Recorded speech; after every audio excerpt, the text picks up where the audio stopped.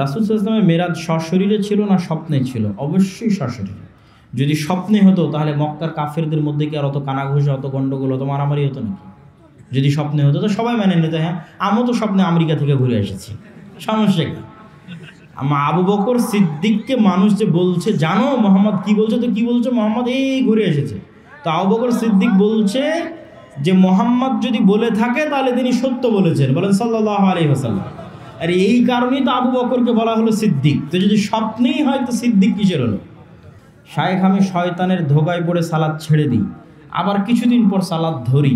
শয়তানের ধোকা থেকে বাঁচার উপায়, সৎ বন্ধু আল্লাহওয়ালা নামাজি সালাত আদায়কারী বন্ধু খুঁজে নাও যে তোমাকে 5 ওয়াক্ত সালাতে দাওয়াত দেবে। তো এই যে যতটুকু আল্লাহর জন্য করা হয় এটাও ব্যাপক অর্থবোধক, সৎ আমল এটাও ব্যাপক অর্থবোধক। সেই ব্যাপক অর্থটা কি? সেই ব্যাপক অর্থ হচ্ছে মানুষ যদি নিয়ত ঠিক রাখে, অন্তরের বিশুদ্ধতা ঠিক রাখে, তাহলে তার ব্যবসাও সৎ আমল, তার কৃষিকাজও সৎ আমল, তার সন্তান সন্ততিকে লালন পালন করাও সৎ আমল, তার জেনারেল জ্ঞান অর্জন করা, স্কুল কলেজে পড়াও সৎ আমল। বলেন আল্লাহু আকবার। শুধু নিয়ত ঠিক রাখতে হবে এবং আল্লাহর সন্তুষ্টির জন্য হতে হবে। যেমন ধরেন এখানে যদি কোনো ব্যবসায়ী উপস্থিত থেকে থাকেন, রাসূলুল্লাহ সাল্লাল্লাহু আলাইহি ওয়াসাল্লাম বলছেন আত-তাজির আস-সাদুক আল-আমিন ইয়াকুনু ইয়াউমাল কিয়ামাহ মা'আন নাবিয়্যিন ওয়াশ শুহাদা। সত্যবাদী, আমানতদার ব্যবসায়ী, আবার শোনেন, সত্যবাদী, আমানতদার ব্যবসায়ী কিয়ামতের মাঠে নবীদের সাথে থাকবে, শহীদদের সাথে থাকবে। তাহলে ব্যবসাও তো সৎ আমল হয়ে গেল। শুধু কি যুক্ত করা হলো? সত্যবাদী ব্যবসায়ী, আমানতদার ব্যবসায়ী। মানে যে ব্যবসা করতে গিয়েও চিন্তা করবে যে আমি আল্লাহর বিধান, আল্লাহর আদেশ মেনে ব্যবসা করব। যে বিবাহ করতে গিয়ে, সন্তান সন্ততি লালন পালন করতে গিয়ে চিন্তা করবে আমি আল্লাহর কথা অনুযায়ী করব। যে কৃষি কাজ করতে গিয়ে চিন্তা করবে আমি আল্লাহর কথা অনুযায়ী করব। তো জীবনের প্রত্যেক যে কাজ সে আল্লাহর সন্তুষ্টি অনুযায়ী, আল্লাহর দেখানো পথ অনুযায়ী করবে, সেটি সৎ আমল আর সেটি কাজে লাগবে। ওটা সময় নষ্ট হয়নি, ওটা কাজে লাগবে। সম্মানিত উপস্থিতি, সময় কেমন গুরুত্বপূর্ণ, সময় কত গুরুত্বপূর্ণ এটা আপনাকে বোঝানোর জন্য একটি উদাহরণই যথেষ্ট। সেটি হচ্ছে আমি এবং আপনি কোনো জায়গায় বসবাস করি না। আপনার এবং আমার বাড়ি চারঘাটেও নয়, রাজশাহীতেও নয়, নওদাপাড়াতেও নয়, ডাঙ্গিপাড়াতেও নয়, বাংলাদেশেও নয়। এবং এটি বিজ্ঞানের দৃষ্টিতে বাস্তব, যেটা এখন আমি বলতেছি। আমার এবং আপনার বাড়ি হচ্ছে যেই সালে জন্মগ্রহণ করেছি আর যেই সালে মৃত্যুবরণ করব, এই সময়টুকুর মধ্যে আমরা বসবাস করি। তার কারণ এই চারঘাটের মাটিতে আজ থেকে 500 বছর আগেও মানুষ ছিল না? ছিল না? ছিল। তো ওরা যদি চারঘাটেই বসবাস করবে তো আজ নাই কেন? তার মানে ওরা আসলে চারঘাটে বসবাস করেনি, সময়ে বসবাস করেছে। একটা নির্দিষ্ট সময়ে আল্লাহ তাদেরকে পাঠিয়েছিলেন, ওই সময় চলে গেছে, তারাও চলে গেছে। তো আমরাও এক নির্দিষ্ট সময় নিয়ে পৃথিবীতে এসেছি, এই নির্দিষ্ট সময় চলে যাবে, আমরাও চলে যাব। আর আল্লাহ সময়ের শপথ এমনি করেননি, ওয়াল আসর, শপথ সময়ের শপথ এমনি করেননি। সময় জিনিসটা অতি গুরুত্বপূর্ণ, এই জন্য সময়ের শপথ করা আছে। এবং সময় আল্লাহর আশ্চর্যজনক সৃষ্টিগুলোর একটা সৃষ্টি। সময় কত আশ্চর্যজনক সৃষ্টি! সময়ের আশ্চর্যজনকতা যদি আপনি বুঝতে চান তাহলে এতটুকু বুঝতে হবে যে সময় আপেক্ষিক। সব বিজ্ঞানের ছাত্ররা জানে যে সময় আপেক্ষিক। আর আপনাকে উদাহরণ দিলে আপনিও বুঝবেন যে হ্যাঁ সত্যিই সময় আপেক্ষিক। আমি পায়ে হাঁটতেছি, আমার জন্য সময় একরকম। যে ট্রেনে যাচ্ছে তার জন্য সময় একরকম, যে বিমানে যাচ্ছে তার জন্য সময় একরকম। কিন্তু দুঃখজনক হচ্ছে আমি পায়ে হেঁটেও, বিমানে চলেও, ট্রেনে চলেও আলোর গতিতে চলতে পারছি না। এই জন্য সময়ের বাধ্যবাধকতার মধ্যেই বসবাস করতেছি। আমি কিন্তু সময়ের বাধ্যবাধকতা পার হয়ে যেতে পারবো, এই জন্য সময় আপেক্ষিক। যদি আমি সময় আলোর গতিতে চলতে পারতাম অথবা আলোর চেয়ে বেশি গতি ধারণ করতে পারতাম, তাহলে আমি সময়কে বিজয় করে নিতাম। এবং বিজ্ঞানীরা প্রমাণ করেছে যে আপনার এই পৃথিবীতে সময়ের দ্রুততার গতি কি 24 ঘন্টা। 24 ঘন্টায় একদিন এক রাত, এটা হচ্ছে পৃথিবীতে সময়ের দ্রুততার গতি। এই গতি যদি আর অন্য কোনো গ্রহে এর চেয়ে কম অথবা বেশি হয়, তাহলে এখান থেকে একটা মানুষকে উঠিয়ে যদি আমরা ওই গ্রহে পাঠিয়ে দিই, ধরেন কোনো একটা সিস্টেমে পাঠিয়ে দিলাম, ওই মানুষ ওই গ্রহে আর 50 বছর থেকে যদি পৃথিবীতে আগমন করে, তাহলে ওর আর যে সমবয়সী বন্ধু ছিল তাদের চেহারা আর ওর চেহারা মিলবে না। দেখা যাবে ওর সমবয়সী বন্ধু বৃদ্ধ হয়ে গেছে, আর দেখা যাবে ও তখনও যুবক আছে। কেননা ওর জন্য সময় ভিন্নভাবে অতিক্রম হয়েছে, কেননা ও এমন জায়গায় ছিল যেখানে সময়ের গতি ছিল ভিন্ন। এগুলো আমি বলছি না, বিজ্ঞানীরা বলছে। এবং আপনি আরও আশ্চর্য হবেন যে আমরা যদি আজ এখান থেকে অনেক দূরের গ্রহে ভ্রমণ করি, কয়েক লক্ষ, কয়েক হাজার, কয়েক ট্রিলিয়ন, মিলিয়ন কিলোমিটার দূরের, তাহলে অনেক দূরের গ্রহের আলো আমাদের কাছে আসতে যেমন সময় লাগে, এই গ্রহের আলো ওই গ্রহে যেতে সময় লাগবে। তো আপনি ওই রকম দূরত্বের গ্রহে বসে যদি দূরবীন লাগিয়ে মক্কায় দেখেন, তো দেখবেন যে বদরের যুদ্ধ হচ্ছে, দেখবেন যে আল্লাহর নবী হেঁটে বেড়াচ্ছে। মানে আল্লাহর নবী যে সময় এই পৃথিবীতে ছিল, ওই সময় যে আলোটা ছিল, ওই আলোটা এখনও অত দূরের গ্রহে পৌঁছেইনি, আলোর গতিতে পৌঁছতে পৌঁছতে পৌঁছেইনি। ফলত ওই আলোর মধ্যেই ছবি ধারণ হয়। আপনারা আমাকে সাথে সাথে দেখছেন না, একটু হলেও পরে দেখছেন। আমার এখান থেকে আলো আপনার চোখে যেতে যতক্ষণ সময় লাগছে তত পরে দেখছেন, কিন্তু এটা আমরা বুঝি না। তো আমি কি আলোচনা করছিলাম, সময় আল্লাহর সবচেয়ে আশ্চর্যজনক সৃষ্টি। আল্লাহ এই সময় সৃষ্টি করে ছেড়ে দিয়েছে। এই সময়ের মধ্যেই মানুষ আসবে, সময়ের মধ্যে মানুষ শেষ হয়ে যাবে, আর এই সময়ের মধ্যেই পৃথিবী শেষ হয়ে যাবে। পৃথিবী শেষ হওয়ার পর সময় কেমন হবে তার কোনো গ্যারান্টি নেই। আল্লাহর নবী নিজেই বলছেন যে পৃথিবীর 50,000 বছরের সমান একদিন হতে পারে কিয়ামতের দিন। তা আল্লাহর নবী তো বলে গেলেন সময় আপেক্ষিক। উনি তো প্রমাণ করে গেলেন যে কেমনে কিয়ামতের একদিন পৃথিবীর 50,000 বছরের সমান হতে পারে। মানে তখন সময়ের ডেফিনিশন, সময়ের সংজ্ঞা তখন ভিন্ন। এখন পৃথিবীর জন্য আল্লাহ সময় করে দিয়েছে 24 ঘন্টা একদিন এক রাত। এটা আল্লাহর সৃষ্টি। এই জন্য অনেক জায়গায় গিয়ে দেখবেন মানুষ প্রশ্ন করে, ভাই সৌদি আরবে লাইলাতুল কদর ছিল, আজ এখানে কেমনে লাইলাতুল কদর হয়? বলে আল্লাহ প্রতি রাতে কীভাবে নিচের আসমানে নেমে আসে? সারাদিন সারা পৃথিবীতে তো নিচের আসমান হতেই থাকে, সারাদিন সারা পৃথিবীতে তো শেষ রাত আসতেই থাকে। তো এই শেষ রাত আর এই 24 ঘন্টার দিন রাত আপনার জন্য।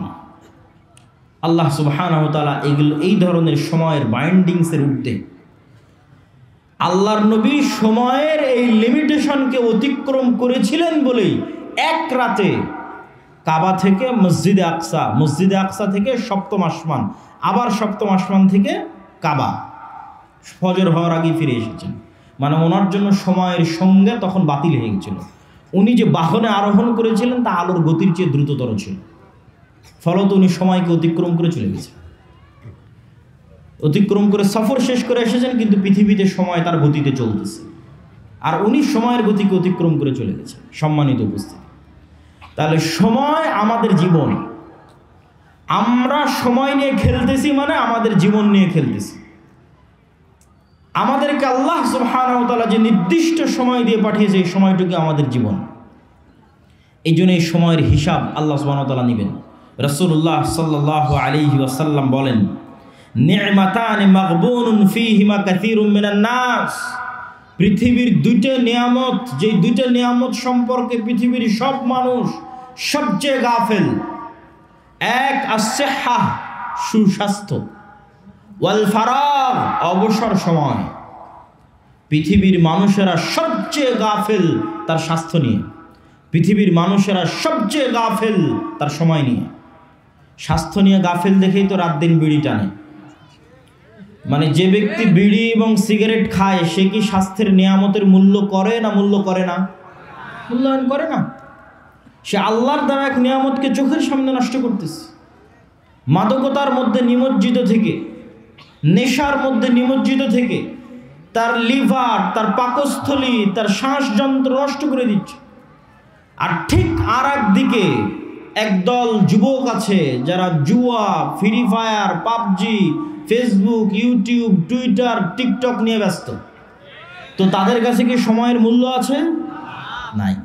ওটাই আল্লাহর নবী বলছেন, পৃথিবীর মানুষ সবচেয়ে অবমূল্যায়ন করে আল্লাহর দুটো নিয়ামতকে, এক সময়কে আর এক স্বাস্থ্যকে। এই জন্য সালাফে সালেহিন বলেছেন, ইন্নাল ওয়াক্তা সাইফুন, শোনো দুনিয়ার মানুষ, সময় হচ্ছে তরবারি। তুমি যদি এই তরবারিকে না কাটো, এই তরবারি একদিন তোমাকে কেটে দিবে। তার মানে প্রতি সেকেন্ডে সময় আপনাকে কাটতেছে। তরবারি প্রতি সেকেন্ডে আপনি সময় দ্বারা জবাই হচ্ছেন। তো আপনি যদি প্রতি সেকেন্ড সময়কে কাজে না লাগান, তো একদিন এই তরবারি আপনাকে পরিপূর্ণরূপে কেটে ফেলে দেবে। শেষ, জীবন শেষ হয়ে যাবে, লাইফ শেষ হয়ে যাবে। তখন আর আফসোস করেও কিছু করার থাকবে না। আর সে আফসোসের কথা আমি না, আল্লাহ সুবহানাহু ওয়া তাআলা কোরআন মাজিদে বলছেন, ওয়া আনফিকু মিম্মা রাযাকনাকুম মিন ক্বাবলি আন ইয়াতিয়া আহাদাকুমুল মাউত। দুনিয়ার মানুষ, তোমরা আল্লাহর রাস্তায় ব্যয় করো মৃত্যু আসার আগেই। কেন? যেই দিন মৃত্যু আসবে সেই দিন বলবে, রব্বি লাউলা আখারতানি ইলা আজালিন করিব, আল্লাহ আর একটু যদি সময় বাড়িয়ে দিতেন, আর 1 মিনিট, 1 সেকেন্ড, 10 মিনিট যদি সময় বাড়িয়ে দিতেন, ফাসাদদাকা ওয়া আকুম মিনাস সালিহিন, তাহলে কিছু ভালো আমল করে সৎ কর্মশীল বান্দাদের অন্তর্ভুক্ত হয়ে যেতাম। তখন আল্লাহ উত্তরে বলছেন, ওয়ালাই ইউআখিরাল্লাহু নাফসান ইযা জাআ আজালুহা, আল্লাহ তো সময় সেট করে ছেড়ে দিয়েছেন। আমি আগেই প্রমাণ করে নিয়েছি যে সময় আল্লাহর সৃষ্টি এবং ব্যতিক্রম ভয়ঙ্কর সৃষ্টি, এটা সৃষ্টি করে ছেড়ে দেওয়া হয়েছে। আর এই সময়ের মধ্যে মানুষ আসবে, মানুষ যাবে। মানুষ পৃথিবীতে বাস করে না, ওই সময়ে বাস করে। আর এই সময় মানুষের জীবনকে শেষ করে দিবে। তো আল্লাহ ওটাই বলছেন যে আমি তো সময় সৃষ্টি করে ছেড়ে দিয়েছি, যেই দিন তোমার সময় চলে আসবে যাওয়ার, সেই দিন তো আর 1 সেকেন্ডও দেরি হবে না। লা ইউআখিরাল্লাহ, আল্লাহ 1 সেকেন্ডও দেরি করবেন না যেই দিন তোমার যাওয়ার সময় চলে আসবে। সম্মানিত উপস্থিতি, তাহলে সময় আমাদের জীবনকে প্রতিদিন ধ্বংস করে দিচ্ছে, কাটতেছে, কিন্তু আমরা সৎ আমল করতেছি না। কিন্তু যেই দিন সময় ঘনিয়ে আসবে, সেই দিন আমরা আফসোস করলেও সৎ আমল করার সুযোগ থাকবে না।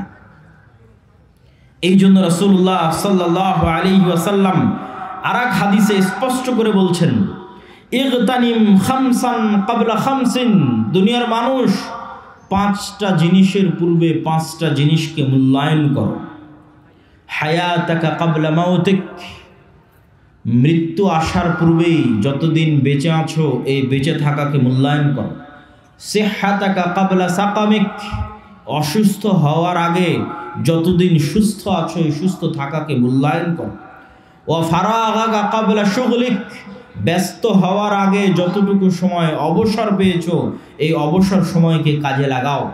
ওয়া শাবাবাকা ক্বাবলা হারামিক, বৃদ্ধ হওয়ার আগে যুবক আছো এই যুবক বয়সকে কাজে লাগাও। ওয়া গিনাকা ক্বাবলা ফাকরিক, দরিদ্র হয়ে যাওয়ার আগে হাতে কিছু টাকা পয়সা আছে, এই টাকা পয়সা, এই সামর্থ্যকে মূল্যায়ন করো। সম্মানিত উপস্থিতি, আল্লাহ সুবহানাহু ওয়া তাআলা যে 24 ঘন্টা সময় দেন, আজকের দিনেও যে 24 ঘন্টা সময় দিয়েছেন, চারঘাটের একজন রিক্সা চালককে দিয়েছেন, চারঘাটের আজকের অনুষ্ঠানের সভাপতি, প্রধান অতিথি, প্রধান বক্তা, তাদেরকেও দিয়েছেন। আজকে কেউ 24 ঘন্টার কম সময় পেয়েছেন? কেউ পেয়েছেন 24 ঘন্টার কম সময়? এটা আল্লাহ করেন না।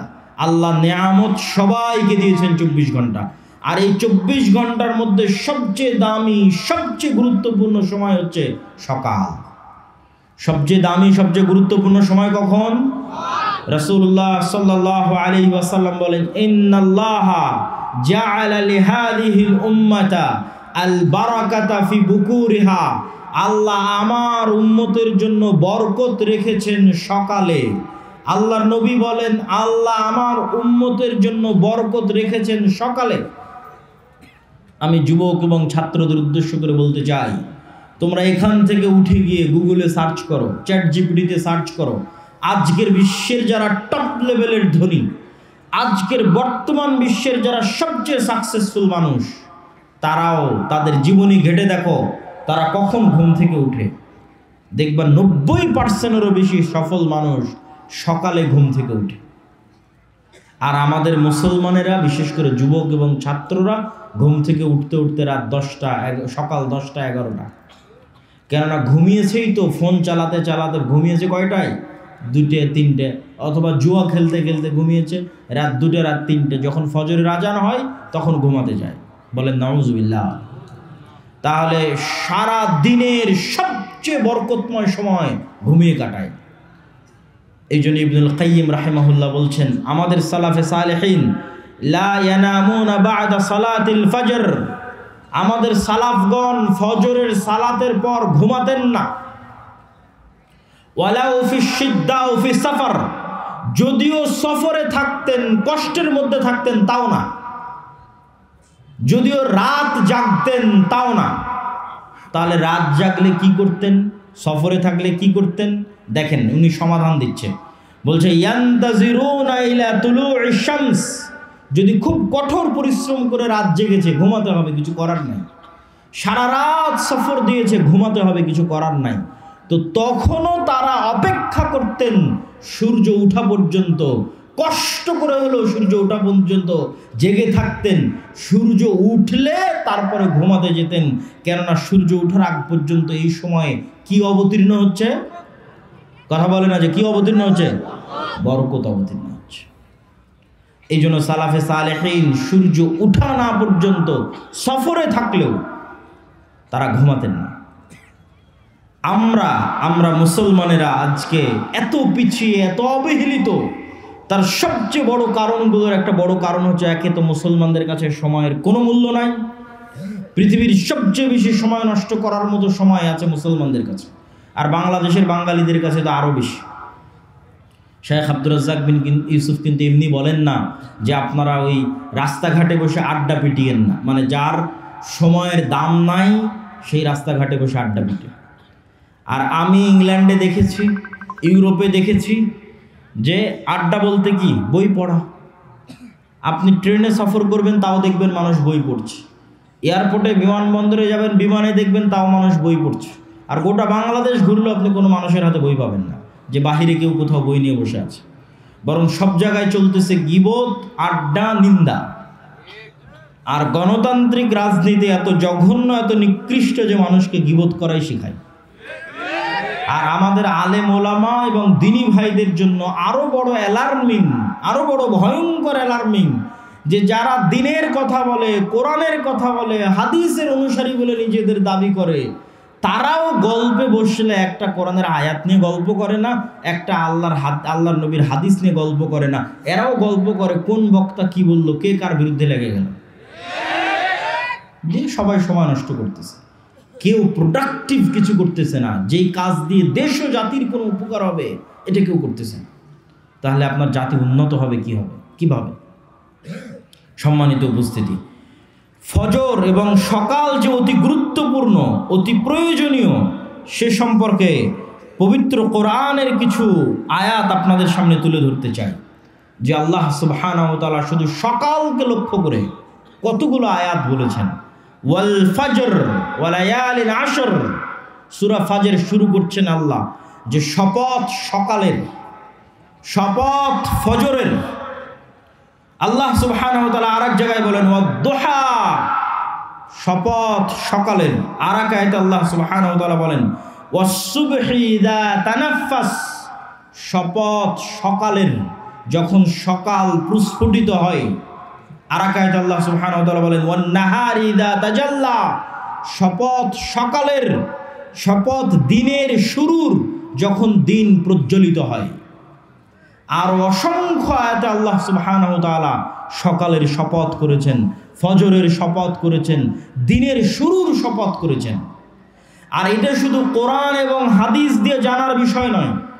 আপনি যদি পৃথিবী পরিচালনায় আল্লাহর মূলনীতি দেখেন, পৃথিবী পরিচালনায় আল্লাহর মূলনীতি, যে আল্লাহ কেমনে পৃথিবী চালায়, আল্লাহর সিস্টেমটা কি, তাহলে আপনি দেখবেন ফুল কখন ফোটে, সকালে। আপনি এটা আল্লাহই সিস্টেম করে দিয়েছে যে ফুল ফুটবে সকালে। আপনি আল্লাহর পরিচয় পৃথিবী পরিচালনার সিস্টেম যদি দেখেন, দেখবেন পাখি, মোরগ, মুরগি এরা সব সকালবেলা ডাকতেছে। তো এরকম প্রকৃতির দিকে যদি আপনি গভীর থেকে গভীর দৃষ্টি দেন, দেখবেন আল্লাহ প্রকৃতি সাজিয়েছে এভাবে যে সারা প্রকৃতি সকালে জেগে যায়।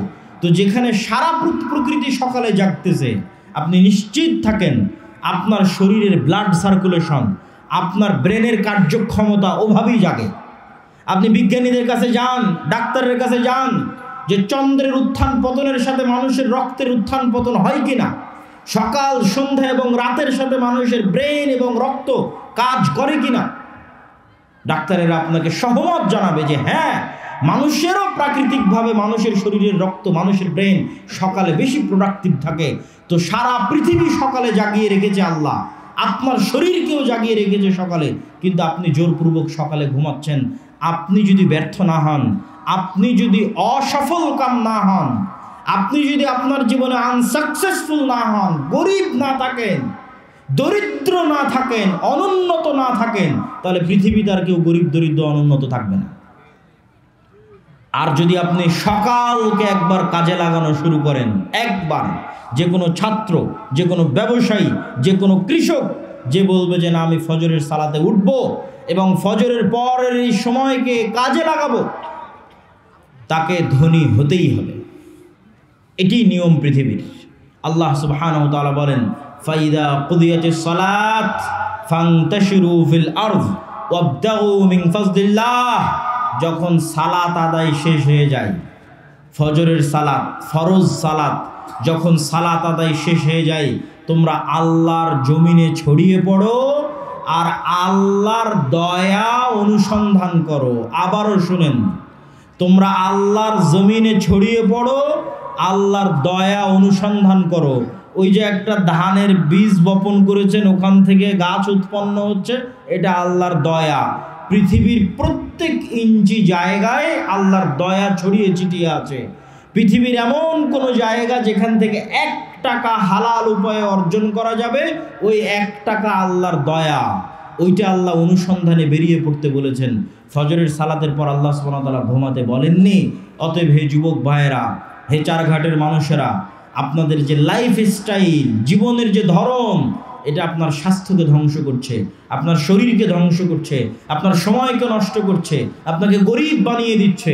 এই সময়কে আপনাকে কাজে লাগাতে হবে। এই পুরো 24 ঘন্টার সময়ের মধ্যে সকালের পরের দ্বিতীয় গুরুত্বপূর্ণ সময়, একটা গুরুত্বপূর্ণ সময় আপনাদের সামনে আলোচনা করলাম সকাল, আর একটা দ্বিতীয় গুরুত্বপূর্ণ সময় হচ্ছে রাতের শেষ ভাগ। আল্লাহ সুবহানাহু ওয়া তাআলা যদি পৃথিবীতে কাউকে বড় থেকে বড় সফলতা দান করতে চান, যে বড় থেকে বড় সফলতা আল্লাহ দান করবেন, তাহলে রাতের সালাত, রাতের শেষ অংশের সালাতের কোনো বিকল্প নাই, যাকে বলে তাহাজ্জুদের সালাত। একটা দলিল দিয়ে এই পয়েন্টের আলোচনা শেষ করব। আল্লাহ সুবহানাহু ওয়া তাআলা রাসূল সাল্লাল্লাহু আলাইহি সাল্লামকে বলছেন কোরআনে, ওমিনাল লাইলি ফাতাহাজ্জাদ বিহি নাফিলাতাল লাক আসা আইয়াবআসাকা রাব্বুকা মাকামান মাহমুদা। হে মুহাম্মদ বলেন সাল্লাল্লাহু আলাইহি ওয়াসাল্লাম, আপনি অবশ্যই রাতের শেষ অংশে সালাত আদায় করুন। আপনি অবশ্যই রাতের শেষ অংশে অল্প হলেও সালাত আদায় করুন। আসা ইয়াবআসাকা রাব্বুকা মাকামান মাহমুদা। এই সালাতের মাধ্যমেই আপনার প্রতিপালক আপনাকে শ্রেষ্ঠতম মর্যাদা দান করবেন। তো আমাদের নবী মুহাম্মদ সাল্লাল্লাহু আলাইহি ওয়াসাল্লামকে আল্লাহ অনেক বড় সম্মান দিবেন। তো ওই সম্মান দেওয়ার জন্য, সম্মান পাওয়ার যোগ্য হওয়ার জন্য আমাদের নবীকে আল্লাহ বলছেন যে আপনি রাতের শেষ অংশে সালাত আদায় করুন। আগের যুগের মুসলমানদের পায়ের নিচে রোমান সাম্রাজ্য আর পারস্য সাম্রাজ্যের মতো বড় বড় সাম্রাজ্য এমনি ধুলায় ধূসরিত হয়ে যায়। তাদের কাছে ছিল কোরআনের শক্তি, তাদের কাছে ছিল রাতের শেষ অংশের সালাতের শক্তি। রাতের শেষ অংশের সালাতের চোখের পানির শক্তি এবং পাওয়ার তাদের কাছে ছিল, এবং ফজরের পরে না ঘুমানো বরকত তাদের কাছে ছিল। কোরআনের সাথে কানেকটিভিটি তাদের কাছে ছিল। আমাদের কাছে কি আছে? আমরা জীবনযাপন করছি, ঘুম থেকে উঠছি এবং ঘুম যাচ্ছি পশুর মতো। তারপরেও যে আল্লাহ সুবহানাহু ওয়া তাআলা আমাদেরকে বাঁচিয়ে রেখেছেন, এই অবস্থায় রেখেছেন, আল্লাহর শুকরিয়া। কিন্তু আমাদের ওইরকম কোনো যোগ্যতাই নাই। আমরা ঘুম থেকে উঠছি পশুর মতো, ঘুমাতে যাচ্ছি পশুর মতো। সম্মানিত উপস্থিতি, আমরা আলোচনা করছিলাম সময়ের গুরুত্ব সম্পর্কে। এবার এই সময়ের গুরুত্বের শেষ পয়েন্ট, তারপরে আমার বক্তব্যের দ্বিতীয় অংশে চলে যাব, ইসলামী রাষ্ট্র। সময়ের গুরুত্বের শেষ পয়েন্ট হচ্ছে সময়কে আপনি কাজে লাগাবেন কিভাবে। এর ওপর আজকের আধুনিক বিশ্বে অসংখ্য বই পুস্তক তৈরি হয়েছে, যার নাম দিয়েছে ইংরেজিতে টাইম ম্যানেজমেন্ট, সময়কে ম্যানেজ করা। তো অসংখ্য বুদ্ধি, উপায়, কৌশল সব দেওয়া আছে। কিন্তু আমি আপনাকে বলবো, ইসলাম নিজেই নিজেই একটা টাইম ম্যানেজমেন্ট। ইসলাম নিজেই একটা টাইম ম্যানেজমেন্ট, আর এটা হতে হবে। কেননা আল্লাহ তো সময়কে সৃষ্টি করে ছেড়ে দিয়েছে। এই সময়ই মানুষের জীবন, এই সময়েরই আল্লাহ হিসাব নিবে। এই সময়ের মধ্যে মানুষ হারিয়ে যাবে। মহাকালের গর্ভে হাজার হাজার লক্ষ লক্ষ কোটি কোটি মানুষ হারিয়ে গেছে, আবার মহাকালের গর্ভে আমরা হারিয়ে যাবো। এই মহাসময়ই তো সব কিছু। তো এই জন্য সময়ের গুরুত্ব তো ইসলামে থাকবেই। তারপর আপনাদের বোঝানোর সুবিধার্থে বলি, ইসলামের কোন ইবাদতটা সময়ের সাথে সম্পৃক্ত নয়? আপনি নিজে বসে থেকে এখন চিন্তা করেন যে ইসলামের কোন ইবাদতটা টাইমের সাথে রিলেটেড নয়। যেমন 5 ওয়াক্ত সালাত, এটা কি সময়ের সাথে সম্পৃক্ত না সম্পৃক্ত না? না এমনি এক সময় উঠে একবারে 5 ওয়াক্ত সালাত আদায় করে নিলাম যে হয়ে গেল, এইটা কিন্তু হবে না। যে আমি ঠিক আছে এখন 10টা বাজে, এই 10টার সময় 5 ওয়াক্ত সালাত সমান যতগুলো রাকাত হয় তার সব একবারে পড়ে নিলাম, সারাদিনের নামাজ শেষ। এরকম কোনো ফতোয়া আছে? তাহলে প্রত্যেক সালাতের নির্দিষ্ট সময় আছে না? প্রত্যেক সালাতের সময় আছে, মানে ওই সময়টা তো চলে যাচ্ছে, সেভ হয়ে যাচ্ছে। ওই সময়ের মধ্যে আপনি কি করলেন? ওই সময়টুকুর মধ্যে আপনার একটা সালাত থাকা লাগবে। আপনার জীবন থেকে একটা সময় রানিং, আল্লাহ মহাকাল সৃষ্টি করে দিয়েছে, দৌড়াচ্ছে, হাজার হাজার কোটি কোটি কিলোমিটার গতিতে দৌড়াচ্ছে, যেটা আমি দেখতে পাচ্ছি 24 ঘন্টা। এই দৌড়ানোর মধ্যে আমার একটা কাজ থাকতে হবে। সকালে ফজর, দুপুরে জোহর, বিকেলে আসর, মাগরিব, সন্ধ্যায়, রাতে এশা, এগুলো একটা করে ছুটে গেল, মানে ওই সময়টা গ্যাপ চলে গেল, মানে ওই সময়ে আর আমার নামে কোনো নামাজ নেই। গ্যাপ, সময় কিন্তু সেভ হয়ে গেছে, সময় কিন্তু পার হয়ে গেছে, কিন্তু আমার নামে কোনো সালাত নাই। তো ইসলাম নিজেই একটা টাইম ম্যানেজমেন্ট। এখানে এমন একটা ইবাদত আপনি আমাকে দেখান যে ইবাদতের সময় দেওয়া নেই। আপনি যদি রমজানের কথা বলেন, আপনি যদি সাহারির কথা বলেন, আপনি যদি ইফতারির কথা বলেন, আপনি যদি ঈদের কথা বলেন, ঈদের নামাজের কথা বলেন, ঈদের নামাজ কখন পড়তে হবে, আপনি যদি কুরবানির কথা বলেন, কুরবানি কখন দিতে হবে, সিয়াম কখন শুরু হবে, নফল সিয়াম, সপ্তাহের সিয়াম, মাসের সিয়াম, প্রত্যেকটা ইবাদত সময়ের সাথে সম্পৃক্ত। জাকাতের কথাও যদি বলেন, জাকাতের হিসাব, ওটাও বছর, ওটাও সময়ের সাথে সম্পৃক্ত। হজের কথা যদি বলেন, হজ কখন করবেন, ওটাও সময়ের সাথে সম্পৃক্ত। সম্মানিত উপস্থিতি, তো ইসলাম নিজেই একটা টাইম ম্যানেজমেন্ট। কেউ যদি ইসলামকে শুধু অনুসরণ করে, চোখ বন্ধ করে, তো ওর সময় নষ্ট কম হবে। তার শুধু একটা উদাহরণ দেই যুবক এবং ছাত্রদের জন্য, যে ধরেন আপনি ফজরের সালাত পড়ে যুবকেরা হয়তো গেম খেলতে বসে গেছে, হয়তো কোথাও খেলা দেখতে বসে গেছে, হয়তো জোয়ার আড্ডায় গেছে। তো ও যদি বেনামাজি হয়, তো আর কোনোদিন স্মরণ পড়বে না যে আমি কি করছি আর আমার কি করা উচিত। একটা মুভি দেখতেই সারাদিন পার হয়ে যাবে, একটা সিরিয়াল একের পর এক দেখতেই সারাদিন সারা রাত পার হয়ে যাবে। কিন্তু ওর যদি নামাজের বিষয়ে সচেতনতা থাকে, তাহলে জোহরের যখন আজান হবে, ওকে উজু করতে হবে, ফ্রেশ হতে হবে, মসজিদে যেতে হবে। ও অন্তত একটা ভাবার সময় পেল, কিরে সকাল থেকে তো সব সময় নষ্ট করলাম, এখন কি করব জোহরের পরে।